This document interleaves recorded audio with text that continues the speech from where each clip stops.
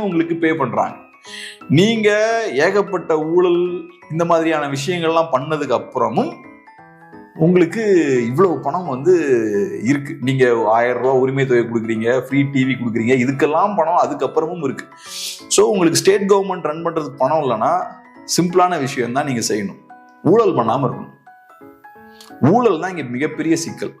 நமக்கு கையில பணம் இல்லை அப்படின்னா மதுபானங்கள் வழியா வரக்கூடிய பணம் இல்லாம என்னால கவர்மெண்ட் ரன் பண்ண முடியாதுன்னா நீ என்ன இப்ப மக்களை கூட்டணும் சொல்றீங்களா? நீங்க எங்களுக்கு சரியா டாக்ஸ் பே பண்ண மாட்டேங்கிறீங்க, அதனாலதான் நாங்க இதை வச்சு பண்றோம், நீ மக்களையா கூட்டணும் சொல்றீங்க. நீங்க பிரச்சனை மக்கள் கிட்ட இல்ல, பிரச்சனை உங்ககிட்ட தான் இருக்கு. நீங்க நிறைய ஊழல் பண்றீங்க. நீங்க ஒரு ரோடு போடுறேன்னு வச்சுக்கோம், ஒரு 20% பணத்தை அரசியல்வாதிகள் பாக்கெட்ல போட்டுறாங்க. அரசியல்வாதிகள் கான்ட்ராக்டர்ஸ் எல்லாம் சேர்ந்து ஊழல் பண்ணி பாக்கெட்ல போட்டுறாங்க. நம்ம நினைக்கிறது என்னன்னா அந்த 20% தான் சொசைட்டிக்கு லாஸ் நினைச்சிட்டு இருக்கோம். அது கிடையாது. நீங்க 20% பணத்தை எடுத்து பாக்கெட்ல போட்டீங்கன்னா அந்த ஹோல் ப்ராஜெக்டே வீக் ஆயிரும். அதுக்கப்புறம் நீங்க போடக்கூடிய இந்த ரோடு பாத்தீங்கன்னா தரமற்ற ரோடா இருக்கும். 4 வருஷம் வர வேண்டிய ரோடு என்ன ஆகும்? அதுக்கப்புறம் 1 வருஷம் தான் வரும். அதுக்கப்புறம் என்ன பண்ணுவீங்க? வருஷம் ரோடு போட்டுருப்பீங்க.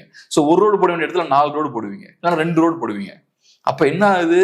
நீங்க அந்த 20 ரூபா எடுக்கிறனால அந்த 20 ரூபா மட்டும் நஷ்டம் கிடையாது, என்டையரா அந்த ப்ராஜெக்டே எடுத்தது வீணா போயிருது. இப்படிதான் இங்க பண்ணிட்டு இருக்காங்க. நீங்க உங்க வீட்டு பக்கம் பார்த்துருப்பீங்க, என் வீட்டு பக்கம் நான் பார்த்துட்டு இருக்கேன். ரோடு பாத்தீங்கன்னா 1.5 வருஷத்துக்கு போட்டுக்கிட்டே இருப்பாங்க. அது 4 வருஷம் வர வேண்டிய ரோடு. அது காரணம் நீங்க ஒழுங்கா ரோடெல்லாம் போடுறது கிடையாது. இப்படி சைலண்டா ஒவ்வொரு இடத்துல நீங்க ஊழல் பண்ணிக்கிட்டே இருக்கீங்க. அப்ப யாரு தப்புது? தமிழ் மக்கள் ஏகப்பட்ட டாக்ஸ் பே பண்ணிட்டு இருக்கோம் நம்ம. ஆனா இங்க பிரச்சனை என்னன்னா அந்த பணத்தை நீங்க ஒழுங்கா யூஸ் பண்ண மாட்டேங்கிறீங்க, யூட்டிலைஸ் பண்ண மாட்டேங்கிறீங்க. ஏகப்பட்ட ஊழல் பண்றதுனால உங்களுக்கு பணம் பத்த மாட்டேங்குது. பணம் பத்தலன்னு அதுக்கு என்ன பண்றீங்க? எக்ஸ்ட்ரா ரெவன்யூ சோர்ஸை கிரியேட் பண்றீங்க. எக்ஸ்ட்ரா ரெவன்யூ சோர்ஸ்னா ஏதோ நியாயமான முறையில நீங்க கிரியேட் பண்ணல, மக்களை குடிக்க வைக்கிறீங்க, அவங்க கையில மதுபானங்களை கொடுக்குறீங்க, கொடுத்து நீங்க எக்ஸ்ட்ரா நிறைய பணம் சம்பாதிக்க ஆரம்பிக்கிறீங்க. இதை எப்படி அலோவ் பண்ண முடியும்? ஒரு மாஸ்டர் ஸ்ட்ரோக். ஏன்னா திமுகவால் அதை டீல் பண்ண முடியாது. இப்ப பாருங்க அவங்க என்னெல்லாம் பேசுறாங்கன்னு பாருங்க. சோசியல் ஜஸ்டிஸை உள்ள கொண்டு வராங்க, நாங்க தான் படிக்க வச்சோம், நீங்க மரத்துல திரும்ப ஏத்திட்டீங்க அப்படின்றாங்க. அது போக சாதியை உள்ள கொண்டு வராங்க. இதெல்லாம் இப்ப கொண்டு வர வேண்டிய தேவை என்ன? ஏன்னா பொலிட்டிக்கலா அவங்களுக்கு ஹேண்டில் பண்ண முடியல, அதனாலதான் இதெல்லாம் கொண்டு வராங்க. சோ இப்ப அவருக்கு தெரியும் இங்க இருக்கக்கூடிய அரசு எதை நம்பி இருக்குன்னு தெரியும்.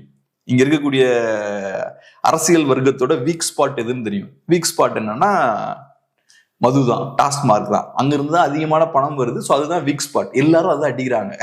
சென்ட்ரல் கவர்மெண்ட் அதான் அடிக்கிறாங்க.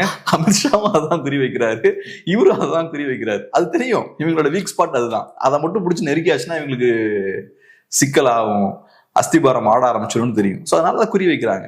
பொலிட்டிக்கலா இது சூப்பரான ஒரு மூவ். நீங்க டோட்டல் ப்ரோஹிபிஷன் கேக்குறீங்கன்னு வச்சுப்போம், பூர்ண மது ஒழிப்பு கேக்குறீங்கன்னா அதை ஈஸியா கையாண்டுருவாங்க.